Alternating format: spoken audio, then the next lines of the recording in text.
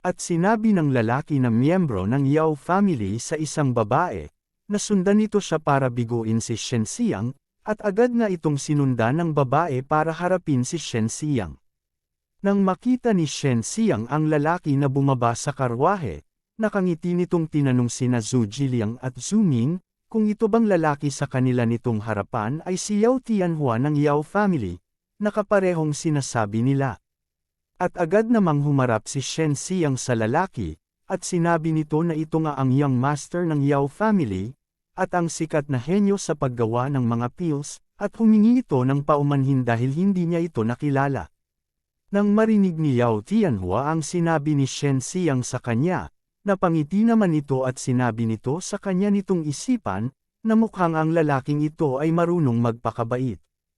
At biglang sinabi ni Shen Xiang kay Yao Tianhua, na sayang lang ang hina nito, kaya kailangan nito ang kanya nitong kasambahay para tulungan ito bumaba ng karwahe.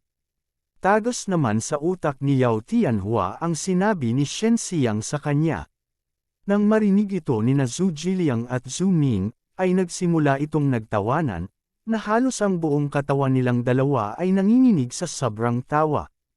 Habang tumatawa pa si Zhu Jiliang, tinanong nito si Zhu Ming, na hindi ba't ang mahinang willow na umiindayog sa hangin ay karaniwang paglalarawan ng mga babae. Sinagot naman ito ni Zhu Ming, habang tinatakpan pa nito ang kanya nitong bunganga, na ang galing, nakakatawa talaga si Kuya Shen. Nang marinig ni Yao Tianhua ang sinabi ni Zhu Jiliang at Zhu Ming, ay lumabas na lang ang dugo sa bunganga nito, at agad nitong inalis ang kamay nito sa babae. Sa sobrang galit ni Yao Tianhua, agad nitong hinarap si Shen Xiang at malakas nitong tinanong si Shen Xiang, kung anong ibig sabihin nito. Tinanong niya pa ito kung gusto ba nitong maghanap ng bulu. Natutuwang sinagot naman ito ni Shen Xiang, na ang mang-api sa mahihina ay hindi estilo ng kanila nitong Shen family. Miss Yao ay hindi pala Mr. Yao, kaya tumigil na ito. Haha, ginawa ba namang babae? At nagalit na nga si Yao Tianhua, sa mga sinabi ni Shen Xiang sa kanya at agad itong lumikha ng sandata, gamit ang kanya nitong true chi, habang sinasabi pa nito kay Shen Xiang na isa itong bastard. At agad na nga nitong sinugod si Shen Xiang habang hawak-hawak ang kanya nitong nilikha na sandata, at malakas nitong sinigawan si Shen Xiang na, sumusubre na ito. Nang makita ni Shen Xiang ang nilikhang sandata ni Yao Tianhua, napatanong na lang ito sa kanya nitong isipan, na mukhang nasa 6th level of the mortal martial realm na si Yao Tianhua, dahil ang true chi fire nito ay kayang makalikha ng chi saber. Habang abala si Shen Xiang sa kanya nitong pag-iisip, bigla naman itong inatake ni Yao Tianhua gamit ang kanya nitong nilikha na chi saber. Nang makita naman ito ni Shen Xiang agad naman niya itong iniwasan. Habang nasa eri si Shen Xiang, malakas nitong sinigawan si Yao Tianhua, habang hinahanda na nito ang kanya nitong kamao na binabalutan ng kanya nitong true chi, at tinanong niya ito kung sa tingin ba nito ay sapat na ang level nito para takutin si Shen Xiang. Nang makita ni Yao Tianhua, na naghahanda na si Shen Xiang para umatake, ay agad rin itong naghanda para sabayan ang atake ni Shen Xiang sa kanya. At agad naman niya itong sinugod gamit ang kanya nitong nilikha na chi saber. Malakas naman itong sinigawan ni Shen Xiang habang nagpapalabas ito ng kanya nitong chi, na tingnan nito kung paano talaga ang paggamit ng kanila nitong mga true chi. Nang biglang may gumamit ng sound skill na nanggaling sa loob ng karwahe, at malakas nitong sinigaw ang pangalang Tianhua. Nang marinig ito ni Yao Tianhua agad itong umalis malapit kay Shen Xiang. Nang mapansin ito ni Shen Xiang agad naman niya itong nilenggan at agad itong umiwas, para maging dahilan upang magkaroon ng malakas na pagsabog sa likuran nito, na nanggaling sa sound skill na iyon. Matapos maiwasan ito ni Shen Xiang ang atake na iyon ay nagalit ito. At agad nitong tiningnan si Yao Tianhua at malakas niya itong sinigawan, kung ang mga tao ba, na nanggaling sa kanila nitong Yao family ay marunong lamang gumamit ng mga palihim na mga atake. Nang marinig ito ni Yao Tianhua, ay napangisi lang ito habang hawak-hawak lang ang kanya nitong nilikha na chi saber. Nang biglang may bumaba na isang tao sa loob ng karwahe at sinabi nito kay Shen Xiang, na hindi nito ibababa ang sarili nito para labanan si Shen Xiang. At makikita nga natin dito ang gumamit ng sound skill, na ito pala ang 7th elder ng Yao family. Dagdag pa nito kay Shen Xiang, na ang atake nitong sound howling technique ngayon lamang ay isa lamang babala kay Shen Xiang. Nang marinig ito ni na Zhu Jiliang at Zhu Ming, ay nagmumukha na itong parang mabangis na demonyo at galit na ito. At galit na sinabi ni Zhu Ming, na ang Yao family talaga ay mga walang hiya. At galit ring sinabi ni Zhu Jiliang, na 2 laban sa 1, ngunit kailangan pa rin itong gumamit ng palihim na atake. At bigla namang nilenggan ng 7th elder si Yao Tianhua at sinabihan niya ito, na dahil nakikipaglaban ito sa ngalan ng kanila nitong Yao family, ay dapat nitong sundin ang paraan ng Yao family sa pakikipagkompetensya sa isang natatanging paraan. At tinanong niya pa ito, kung anong silbi ng paglaban ni Yao Tianhua ng ganito. Nang marinig ni Yao Tianhua ang sinabi ng kanya nitong 7th elder, ay agad nitong pinabalik ang kanya nitong nilikha na chi saber sa kanya nitong katawan. At nakangiti nitong sinabi, na kagaya ng sinabi ng kanya nitong 7th elder, na kailangan nitong labanan si Shen Xiang sa natatanging paraan. At agad nitong hinarap si Shen Xiang habang hinahaman niya pa ito, at sinabi na ang sulat para kanselahin ang kasunduan sa kasal ni Shen Xiang at Zhu Xianxian, na nanggaling sa kanila nitong Yao family ay ipinadala na sa kanila nitong Shen family's residence. Dumilim naman ang mukha ni Shen Xiang matapos nitong marinig ang sinabi ni Yao Tianhua. Dagdag pa ni Yao Tianhua kay Shen Xiang, habang papalayo na ito kay Shen Xiang, na sa loob ng 10 araw, ay malalaman nila ang dice sayon sa kanila nitong laban. Nang marinig pa ito ni Shen Xiang ay lalo itong nabuweset sa mga pinagsasabi ni Yao Tianhua, dahil sa sobrang inis ay lumanghap ito ng hangin papunta sa kanya nitong ilong.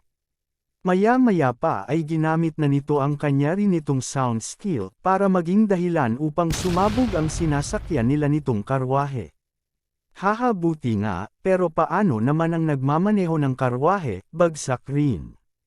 Nang makita ng 7th elder at ni Yao Tianhua ang nangyari sa kanila nitong sinasakyan na karwahe, ay nagalit ito at agad nitong nilenggan si Shen Xiang, at galit itong tinanong ni Yao Tianhua si Shen Xiang kung ano ang gusto nitong mangyari. Sinagot naman ito ni Shen Xiang habang ang hintuturo nito ay nakatutok sa lupa, na gusto lang nito ipaalam na alam nito kung paano rin gumamit ng sound howling technique, at ang 7th elder ng Yao family ay handang magbigay sa kanya ng kapalit.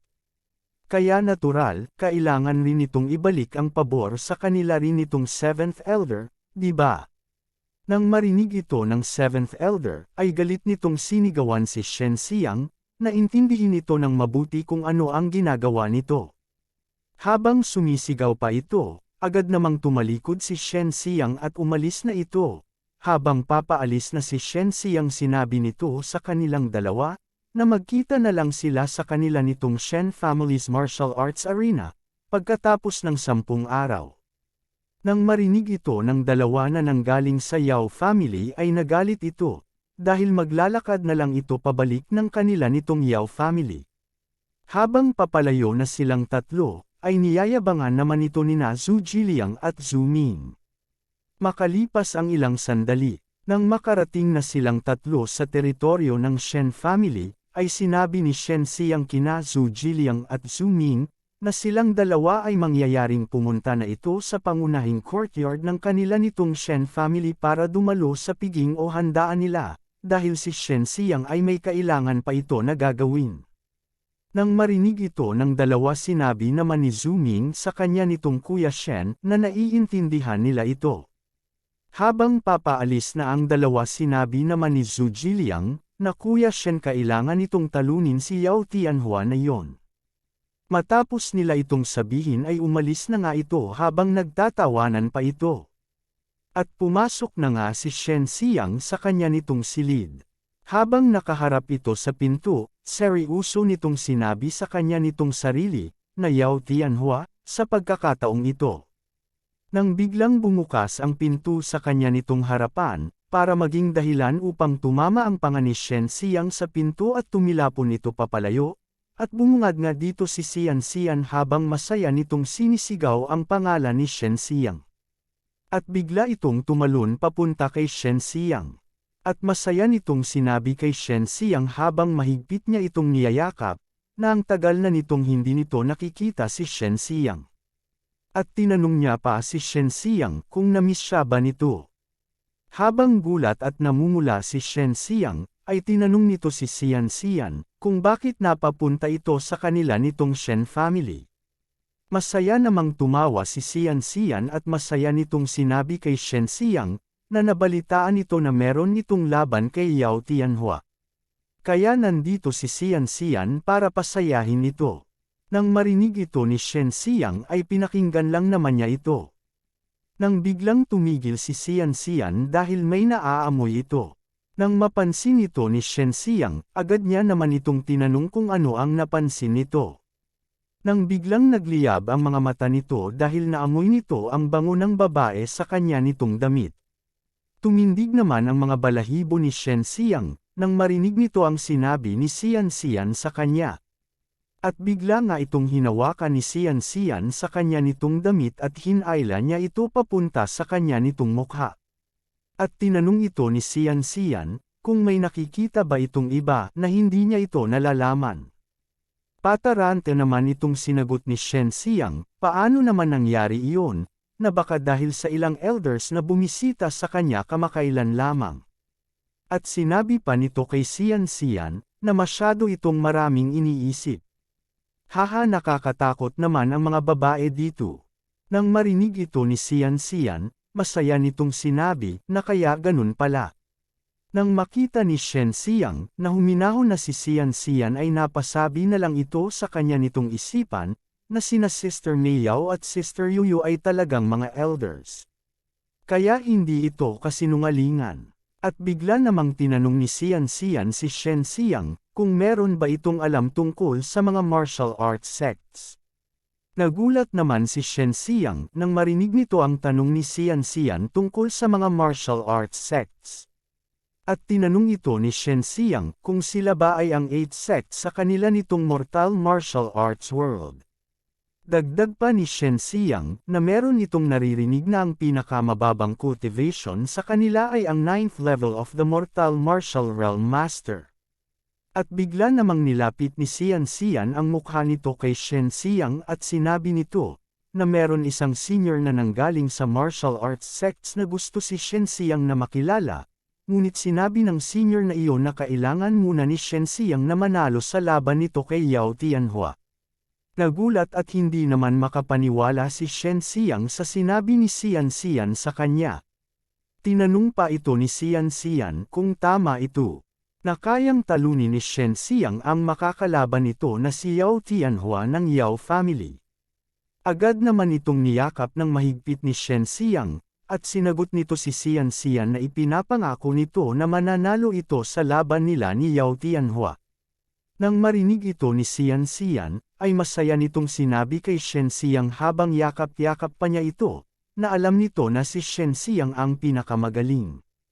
Maya-maya pa ay meron itong naalala, na si Tito Shen na pala ngayon ang bagong patriarch ng Shen family. At agad na itong nagpaalam kay Shen Xiang, dahil kailangan itong batiin si Tito Shen ng personal. Nang marinig ito ni Shen Xiang, ay agad rin itong kumaway para magpaalam kay Xian Xian. Nang tuluyan ang nakaalis si Xian Xian, ay agad namang tinanong ni Shen Xiang si Su Miao, kung kahit si Xian Xian ba ay hindi pwede nitong malaman ang kanila nitong pagkakilanlan, at malungkot nitong sinabi dahil si Xian Xian ang taong pinagkakatiwalaan ni Shen Xiang bukod sa kanya nitong ama. Bigla namang lumabas si Bai Yuyu sa likuran ni Shen Xiang galing sa storage ring nito. At sinabi nito kay Shen Xiang na talagang hindi pwede. Dahil si Shen Xiang ay super itong napakahina at kapag makaharap nito ang sinuman sa kanila nitong mga nakamamatay na mga kaaway, ay mamamatay si Shen Xiang ng walang libingan. Natusok naman ang utak ni Shen Xiang sa mga sinabi ni Bai Yuyu sa kanya. Dahil ipinaalala ni Bai Yuyu kay Shen Xiang kung gaano pa ito kaina ngayon. Tinanong naman ni Su Meiyao si Shen Xiang habang nakadikit pa ang kanya nitong Mount Everest para maging dahilan upang umusok si Shen Xiang sa sobrang pamumula, na kahit si Yao Tianhua ay hindi kasing husay ni Shen Xiang sa martial arts at pati na rin sa alchemy. Pero nakita naman ni Shen Xiang na si Yao Tianhua ay kaya nitong gawing Chi Saber ang kanya nitong True Chi Fire, tama ba? Nang marinig ito ni Shen Xiang ay sumang-ayon ito sa sinabi ni Su Meiyao, na tunay ngang kayang makalikha si Yao Tianhua ng Chi Saber gamit ang kanya nitong True Chi.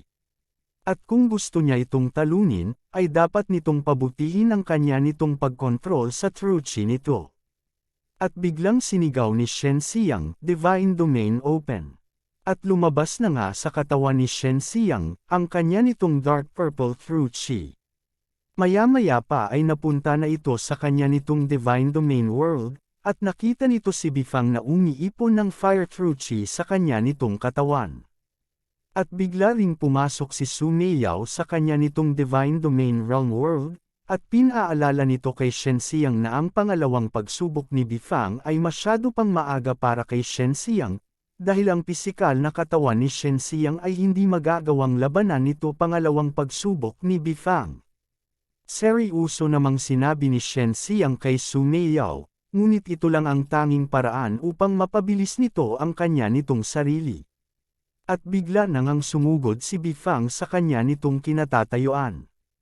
Nang mapansin ito ni Shen Xiang ay agad naman itong pinalabas ang kanya nitong True Chi para maghanda sa laban nilang muli. At malakas namang umatungal si Bifang habang papalapit na ito kay Shen Xiang. Haha, saan kaya meron na ibong ganito na umaatungal?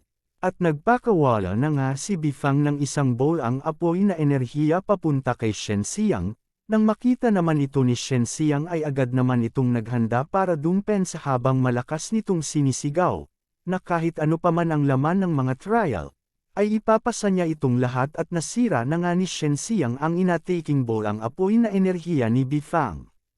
Nang bigla itong nagulat sa nakita nito, para mapasabi si Shen Xiang na ito ay at makikita nga dito ang ginawa ni Bifang na nagninangas na bundok, para sa ikalawang pagsubok nito. Nang bigla namang sinabi ni Su Meiyao kay Shen Xiang, na ang pangalawang pagsubok ay napakasimple. At seryoso namang pinakinggan ni Shen Xiang ang sasabihin ni Su Meiyao sa kanya. At seryosong sinabi ni Su Meiyao kay Shen Xiang, na kailangan itong basagin itong The Thousand Infernal Burial Mountain na nasa harap nito.